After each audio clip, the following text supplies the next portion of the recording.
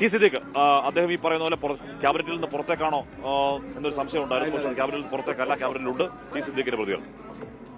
നിയുക്ത മന്ത്രി ടി സിദ്ദിഖ് 24-നൊപ്പം ചേരുകയാണ്. ഒരുപാട് പ്രവർത്തകരാണ് MLA ഹോസ്റ്റലിലേക്ക് ഇപ്പോൾ തന്നെ എത്തിയിട്ടുള്ളത്.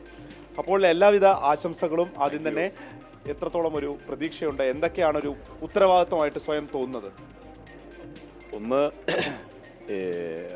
കൽപ്പറ്റയിലെ ജനങ്ങൾ, വയനാട്ടിലെ ജനങ്ങൾ, കേരളത്തിലെ ജനങ്ങൾ അവരോട് നീതിപൂർവകമായി അവർക്ക് വേണ്ട പദ്ധതികളും പരിപാടികളും ആവിഷ്കരിച്ച് കഠിനാധ്വാനം ചെയ്ത് എല്ലാവരെയും ഒരുമിച്ച് നിർത്തി മുന്നോട്ട് പോകാനുള്ള പ്രവർത്തനവും പരിപാടികളും ആവിഷ്കരിച്ച് മുന്നോട്ട് പോവുക എന്നുള്ള വലിയ ഉത്തരവാദിത്തം, വലിയ ധർമ്മം, അത് കളങ്കമില്ലാതെ നിർവഹിക്കാൻ ആവശ്യമായിട്ടുള്ള നടപടികൾക്ക് നേതൃത്വം കൊടുക്കുക എന്നുള്ളതാണ്.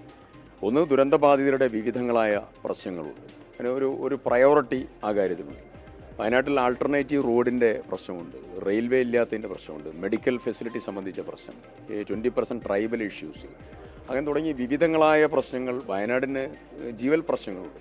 അതോടൊപ്പം തന്നെ കേരളത്തിൻ്റെ വൈവിധ്യമുള്ളതായ പ്രശ്നമുണ്ട്. ഇപ്പം തുടങ്ങുന്ന സമയത്ത് ആശങ്ക സാമ്പത്തിക വിഷയത്തെ സംബന്ധിച്ചാണ്. എല്ലാവരുടെയും മനസ്സിലുള്ള ആശങ്ക സാമ്പത്തിക വിഷയം.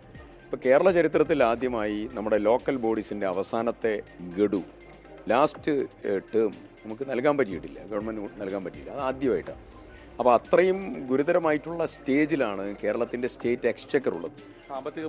സാമ്പത്തിക പ്രതിസന്ധിയെ തരണം ചെയ്യാനുള്ള മെക്കാനിസം വളരെ സീരിയസ് ആയിട്ട് ജനങ്ങളുടെ മേലെ അധിക ഭാരമില്ലാതെ അത് കണ്ടെത്താൻ ആവശ്യമായിട്ടുള്ള നടപടി, പദ്ധതികൾ ആവിഷ്കരിക്കാനുള്ള നടപടി, പദ്ധതികളുടെ കാലതാമസം ഒഴിവാക്കാനുള്ള നടപടി, ഇതെല്ലാം തന്നെ ഏറ്റവും വലിയ ടോപ്പ് പ്രയോറിറ്റി ആയിട്ട് കൊണ്ടുവരാനുള്ള നടപടിയെടുക്കും. ഇപ്പം ഏത് ഉത്തരവാദിത്തമാണ് മുഖ്യമന്ത്രി നൽകുന്നത് എന്നുള്ളത് അറിയില്ല.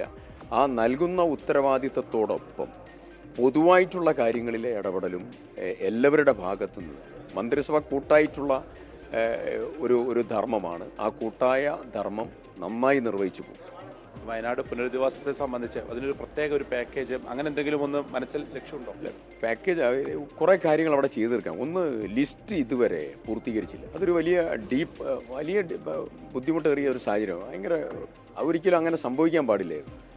മാനദണ്ഡങ്ങൾ നിശ്ചയിച്ചു കഴിഞ്ഞാൽ ലിസ്റ്റ് പൂർത്തീകരിക്കണം.